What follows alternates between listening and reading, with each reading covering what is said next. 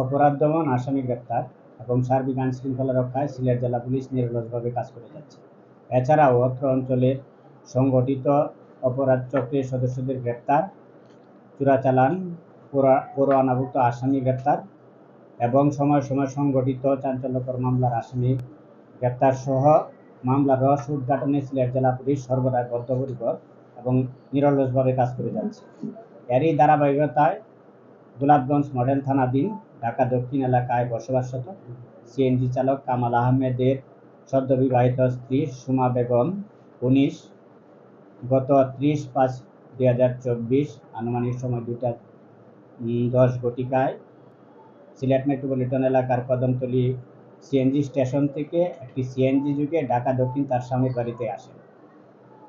তার স্বামীর বাড়িতে এসে তার স্বামীকে না পেয়ে এবং মোবাইল ফোনে তার স্বামীকে সংযোগ করতে না পেরে সে পুনরায় সিলেট পৌঁছে যাওয়ার জন্য সিএনজি চালককে বলে। ওই সিএনজি চালক সদ্য গ্রেপ্তারকৃত নাদির আহমেদ এবং তার ঘনিষ্ঠ সহযোগী সুমা বেগমকে বলে যে সিএনজি চালক কামাল আহমেদ আমার ঘনিষ্ঠ বন্ধু, আমি তোমাকে তোমার স্বামীর কাছে পৌঁছে দিব, এই বলে সুকৌশলে নাদির আহমেদ এবং তার ঘনিষ্ঠ সহযোগী নাদির আহমেদের বাড়িতে নিয়ে রাখেন।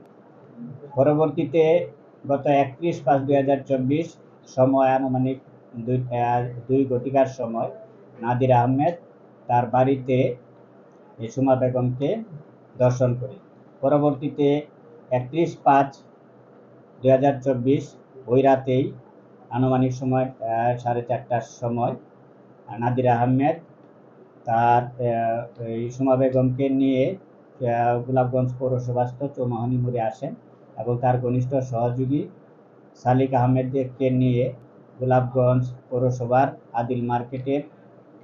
আদিল মার্কেটের প্যাসেজে তাকে ভয়ভীতি দেখিয়ে নাদির আহমেদ এবং তার ঘনিষ্ঠ সহযোগী সালিক আহমেদ একাধিকবার দর্শন করেন।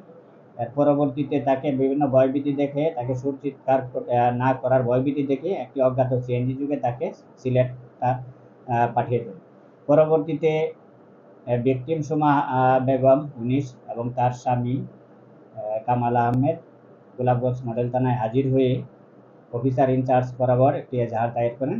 এই এজাহারের প্রেক্ষিতে গোলাপগঞ্জ মডেল থানার টিম পুলিশ পরিদর্শক সুমন চন্দ্র সরকারের নেতৃত্বে বিভিন্ন জায়গায় অভিযান পরিচালনা করে দাড়িপাতন এলাকা থেকে ১/৬/২০২৪ সময় আনুমানিক ২১টা ১৫ ঘটিকায় দাড়িপাতন এলাকা থেকে জাহানামী আসামি নাদির আহমেদ এবং টিকরবাড়ি এলাকা থেকে তার ঘনিষ্ঠ সহযোগী সালিক আহমেদকে গ্রেপ্তার করেন।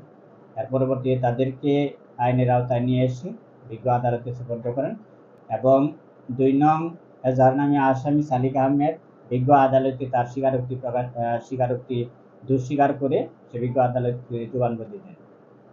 ধন্যবাদ সবাইকে।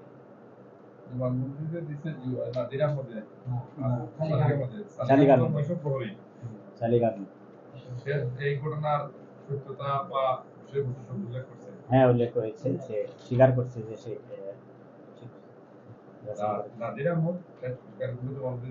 নাদির আহমেদ জবানবন্দি দেয়নি। হ্যাঁ, দুইজনে ধৃত। দুইজনই এখন পর্যন্ত আসামি আমরা, তারপরে দেখি যদি কোনো আসামি আরো যদি থাকে আমরা এটা তদন্ত করতেছি।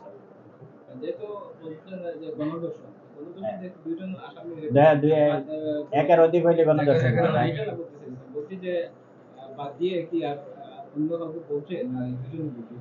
বাদী দুইজনকে বলেছে, আমাদেরকে দুইজনকে শনাক্ত করেছে।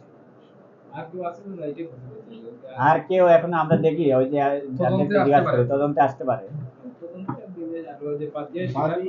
বাদী এই দুজনের কথাই বলেছে আমাদেরকে, দুইজনকে বাদী বলেছে। মামলা নাম্বার ১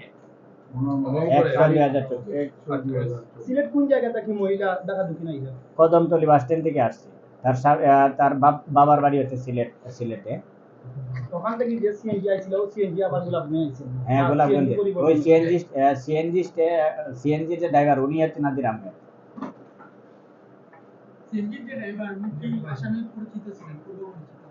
পূর্ব পরিচিত বাদীর পূর্ব পরিচিত না, পূর্ব পরিচিত ছিল না। না, এরা রোটেশন কিন্তু ওই যে সিএনজি চালায় যে ভিকটিম যে বাদীর হাজবেন্ড হচ্ছে কামাল আহমেদ, সেও সিএনজি চালায়।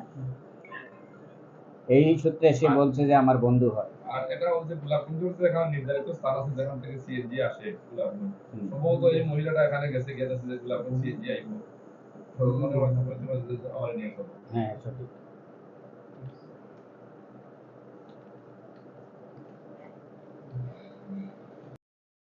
সহযোগিতা লাগে অবশ্যই, থ্যাংক ইউ। আমরা সাজু লাগাই